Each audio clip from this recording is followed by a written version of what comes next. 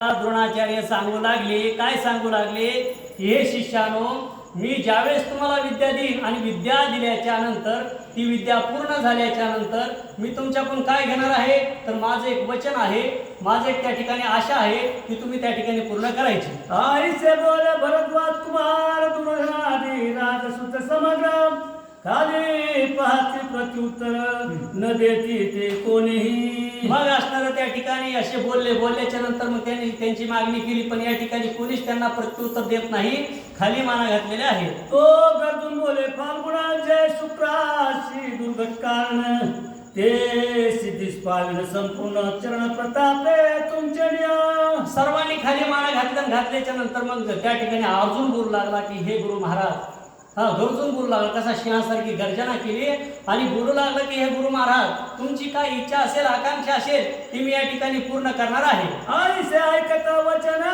दोन हृदय धरला अर्जुन म्हणे तुझं हो अनंत कल्याण विजय नाम सुफल हो. एवढं बोलणं ऐकल्याच्या नंतर द्रोणाचार्याला आनंद झाला. एवढे शिष्य शिकले आणि त्याच्यातला एकच म्हणतो की तुमची इच्छा मी पूर्ण करीन. हो, त्या आनंदाला पारावर राहिला नाही. आनंदाच्या भरामध्ये द्रोणाचार्य उठले आणि असणारा शिष्य अर्जुन, त्या अर्जुनाला आपल्या गळ्याला त्या ठिकाणी लावलेला आहे. अवघ्राण मस्तक श्री ठेविला वरद हस्तक श्रेष्ठ पद शिष्य देख पाठ करून ठेविला. मग असणार त्या ठिकाणी आपल्या आलिंगन तर दिल्याच्या नंतर असणारा अर्जुनानं त्यांच्या पायावर मस्तक ठेवलं. ठेवल्याच्या नंतर द्रोणाचार्याने आशीर्वाद दिला आणि त्या आशीर्वादामध्ये सांगितलं की तू माझा पट शिष्य आहे, सर्वमध्ये असणारी श्रेष्ठ विद्या मी तुला देणार आहे.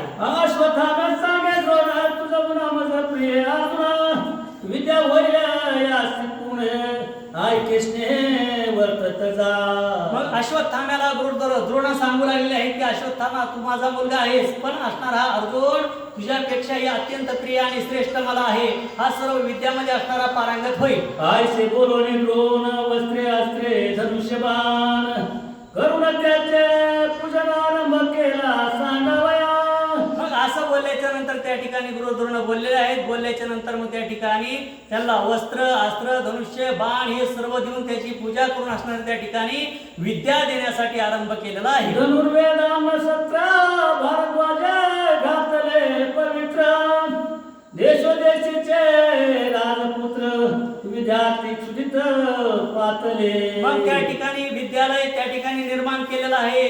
उघडल्याच्या नंतर मग देशोदेशी बातमी कळाली की असं असणारं गुरुकुल या ठिकाणी द्रोणाचार्यानं उघडलेलं आहे. म्हणून देशोदेशातले जेवढे काही राजकुमार होते, त्या ठिकाणी परीक्षार्थी होते, असे सर्व त्या ठिकाणी आलेले आहेत आणि आल्याच्या नंतर त्या असणाऱ्या विद्यालयामध्ये प्रवेश घेऊ लागले. सूर्याची अपार प्रतिमा दुसरी तो कर्ण उदार अभ्यास करे पार्थ जिंकावयास मरी कौरवासी मित्रत्व करीत असे. सूर्याची प्रतिमा असणारा कर्ण त्या ठिकाणी विद्या घेण्यासाठी झटपट करू लागलेला आहे. तो एकच विचार करतोय की ह्या अर्जुनापेक्षा मी श्रेष्ठ योद्धा झालो पाहिजे आणि ज्यावेळेस कौरव पांडवाचं युद्ध होईल त्या युद्धामध्ये असणाऱ्या या ठिकाणी अर्जुनाला मारायचं आहे, असा असणारा मनामध्ये या कल्पना तो असणारा कर्ण करू लागला. शस्त्रास्त्र विद्याभ्यासरत अवघेच झाले पारंगत परी अवघ्यात आला पार्थ शस्त्रविद्या माझारे. गुरु द्रोणाचार्यांना प्रत्येकाला विद्या शिकवण्याचं काम केलं. सर्व विद्या शिकवू लागले, पण सर्व विद्या शिकत असताना सर्व शिष्यामध्ये अर्जुन काही आगळा वेगळा त्या ठिकाणी विद्या पारंगत झालेला आहे. सर्वांमध्ये श्रेष्ठ असणारा धनुर्धारी योद्धा झालेला आहे. समजतात सांगे द्रोण धारीन करावे भोजन अवश्य होणे अर्जुन आज्ञाप्रमाण स्वामीची. एके दिवशी द्रोणाचार्याने सर्व शिष्याला समोर बसवलं आणि बसवल्याच्या नंतर सर्वांना सांगू लागले की हे शिष्य मंडळी, आता अंधार पडलेला आहे आणि या अंधारामध्ये असणाऱ्या या ठिकाणी काय करावं म्हणले, तर अंधारामध्ये जेवण करू नये, अंधारामध्ये बसून जेवण करायचं नसतं, असं सर्व शिष्यांना सांगितलं. एकदा रात्री करिता भोजन दीप गेला वारा लाभून अर्जुना मंत्र स्मरून दीप तत्काळ लागला. जेवाय बसलेले आहेत आणि बसल्याच्या नंतर त्या ठिकाणी अंधारामध्ये दिवा लावलेला होता, पण असं झालं की दिवा असणारा विजला आणि विजल्याच्या नंतर सर्व शिष्य त्या ठिकाणी अंधारामध्ये जीव लागले. पण अर्जुन असणारा त्या ठिकाणी महान विद्वान होता, त्याने लगेच त्या ठिकाणी अग्निमंत्र म्हटला आणि लगेच दीप प्रज्वलित केलेला आहे. एकदा गुरु आज्ञा करीत की अंधारात देवा समस्त पात्री वाढून नाना पदार्थ केलेलं आहे गुरु आज्ञा त्या ठिकाणी करीत असताना मग ते अंधारातच जेव समजतं. मग एक दिवशी दुसऱ्या दिवशी सांगू लागले त्या ठिकाणी की अंधारामध्येच असणारं जेवा, उजाडात जीव नका असं सांगितलं आणि सर्वांना असणारे त्या ठिकाणी पात्र वाढून घेतलं. आवघी आवडले हस्त आत्मा निशंक जेवित पदार्थावर हस्त पडत वक्र नोहे सर्वथा. सर्व असे पंक्ती बसलेले आहेत, अंधार पडलेला आहे, जीव लागलेले आहे. जेवत असताना आता अंधारामध्ये काय दिसते? काहीच दिसना गेले त्या ठिकाणी. सर्व असणारे ताट करून बसलेले आहेत. काय करावं काय सुधारणा.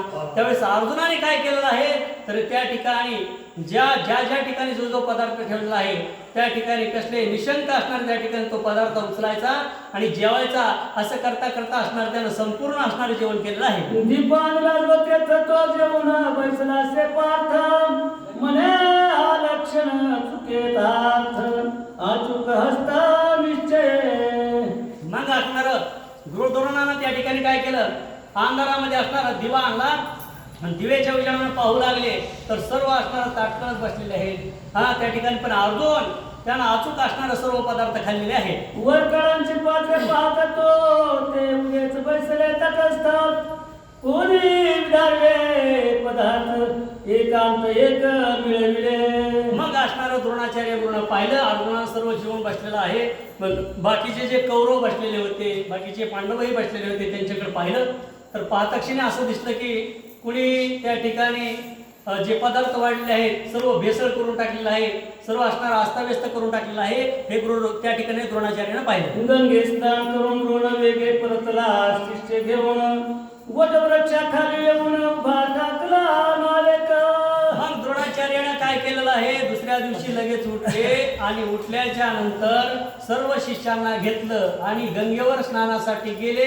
गंगेपर्यंत त्या ठिकाणी सर्व शिष्य घेऊन थांबलेले आहेत. मने आपदक आणि धडकरी अर्जुनाचे करी देत झारी येरुवाला गंगात्री तो मागे काय वर्तले.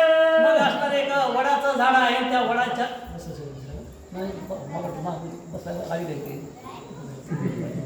मग असणाऱ्या अर्जुनाला काय केलेलं आहे त्या ठिकाणी द्रोणाचार्य गुरुना सर्व असणारे जे शिष्य आहेत त्या शिष्यांना घेऊन एका वडाच्या झाडाखाली थांबले आणि अर्जुनाला सांगितलं की अर्जुना ही असणारी पाण्याची झारी आहे, ती झारी घेऊन जा आणि गंगेमधून असणारी ती झारी भरून माघारी आहे. तोपर्यंत असणारे गुरु द्रोण काय करतात ऐका. द्रोणास्मने दुर्धना एके बाणे समस्त शिरे जाण छेदावी पार्थास्त करता पूर्ण मज लागी शिकवावे. मग गुरुद्रोणाला घेऊन तो असणारा दुर्योधन एका वडाच्या झाडाखाली गेला आणि त्या ठिकाणी सांगू लागला की हे गुरु महाराज माझी अशी इच्छा आहे की जोपर्यंत अर्जुन इथपर्यंत येत नाही तोपर्यंत असणार तुम्ही मला धनुर्विद्या शिकवा असं आपल्या गुरुला असणारा बोलू लागलेला आहे. अवश्य मन द्रोण मांडले हाती ठाण मने देखदा पुन्हा पर्ण संपूर्ण वटाची या छेदिका. मग असणार त्या ठिकाणी द्रोणाचार्य बोलू लागले की हे दुर्योधना तुला विद्या शिकवतो म्हणजे काय हरकत नाही बस म्हणले. हो त्या ठिकाणी ज्यावेळेस त्या दुर्योधनाने त्याला सांगायला सुरुवात केली की दुर्योधनाला की हे दुर्योधना तू एक काम कर म्हणजे तुला ती धनुर्विद्या शिकायची ना तर तू असणारा हे वडाचे जेवढे पानं आहेत वडाला ते पानं असणारे फक्त देठ तोडायचं नाही आणि जे पुढला भाग आहे पानाचा ते असणारे सर्व खाली पाडायचे असे त्या दुर्योधनाला सांगितलं. गोपाल कृष्ण भगवान की जय.